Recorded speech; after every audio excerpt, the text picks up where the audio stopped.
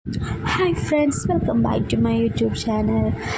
ഇത് എൻ്റെ കുറേ മുന്നത്തെ വീഡിയോ ആണ് കേട്ടോ. ഞങ്ങൾ നോമ്പിൻ്റെ തലേ ദിവസം ഊട്ടിയിലോട്ട് പോയിട്ടുണ്ടായിരുന്നു. അപ്പോൾ അന്നത്തെ വീഡിയോ ആണ്. അപ്ലോഡ് ആക്കാൻ കുറച്ച് വൈകി. കാരണം എന്താ വെച്ചാൽ ഞാൻ ഒരു കോഴ്സ് പഠിക്കുന്നുണ്ട്. അപ്പോൾ അതിൽ എക്സാമായിരുന്നു, പഠിക്കാൻ കുറേ ഉണ്ടായിരുന്നു. പിന്നെ അതുപോലെ നോമ്പൊക്കെ ആയതുകൊണ്ട് എഡിറ്റ് ചെയ്യാനും പറ്റിയില്ല. അങ്ങനെ ഓരോ തിരക്കുകളായതുകൊണ്ട് അപ്ലോഡ് ആക്കാൻ വൈകി, എഡിറ്റും ചെയ്തിട്ടില്ല. അതേപോലെ ഗാലറിയിൽ കിടക്കായിരുന്നു.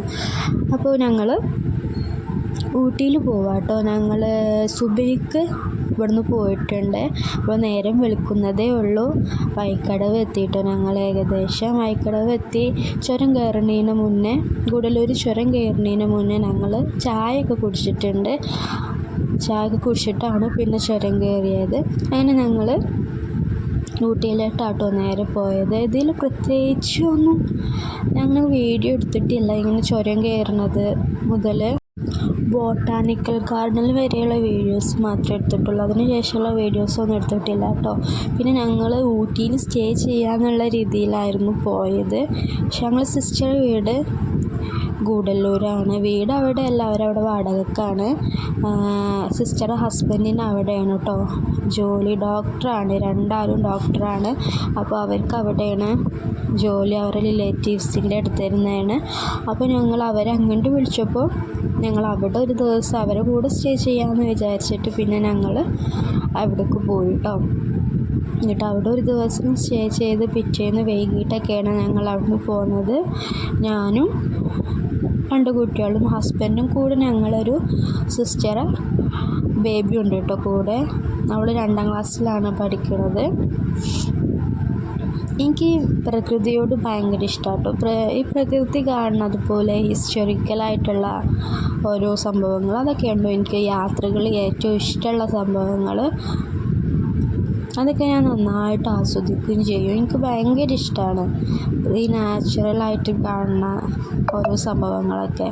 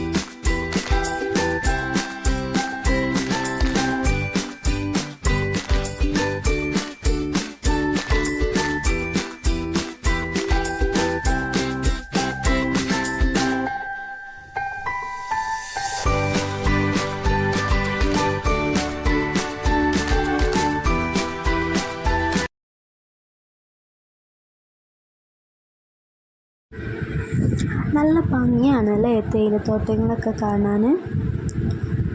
നല്ല ഒരു ഷേപ്പിൽ നിൽക്കുന്നതുകൊണ്ട് തന്നെ നമ്മൾ വീട്ടിൽ നിന്ന് കാണുമ്പോൾ ഭയങ്കര ഒരു ഭംഗിയല്ലേ കാണാൻ.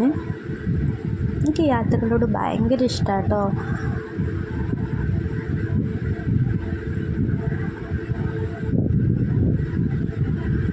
പിന്നെ എന്തൊക്കെയാണ് വിശേഷങ്ങൾ? എല്ലാവർക്കും സുഖം തന്നെയല്ലേ? എൻ്റെ വീഡിയോസ് ആദ്യമായിട്ട് കാണുന്നവരാണെങ്കിൽ സബ്സ്ക്രൈബ് ചെയ്യാൻ മറക്കല്ലേ കേട്ടോ. ഈ വീഡിയോ കാണുന്നവർ ലൈക്കും ഷെയറും കമൻറ്റും ചെയ്യണേ.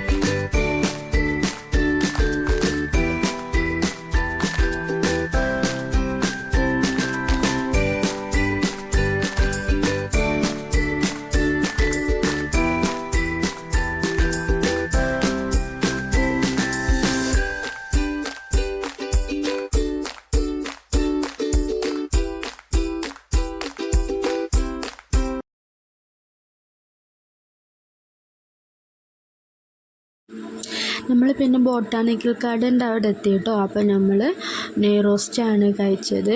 അവിടെ കുറേ വഴിയോര കച്ചവടങ്ങളൊക്കെ ഉണ്ട് കേട്ടോ. കാക്ക അത് അവിടെ ടിക്കറ്റ് എടുക്കുന്നുണ്ട്.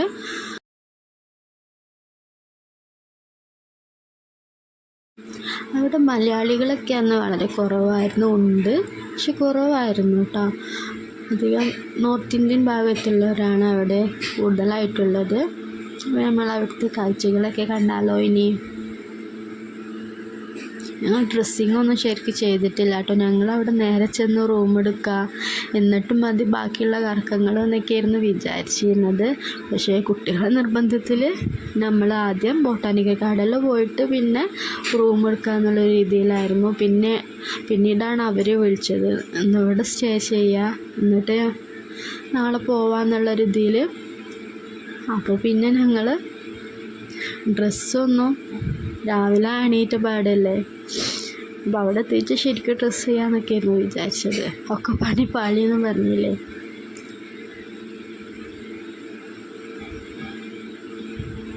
ഇപ്പോൾ സീസണൊന്നുമല്ലല്ലോ, അതുകൊണ്ട് വലിയ ഫ്ലവേഴ്സും ഒന്നുമില്ല. പക്ഷെ അവർ ഉള്ളതൊക്കെ നല്ല രീതിയിൽ മെയിൻറ്റെയിൻ ചെയ്ത് കൊണ്ടുപോകുന്നുണ്ട്.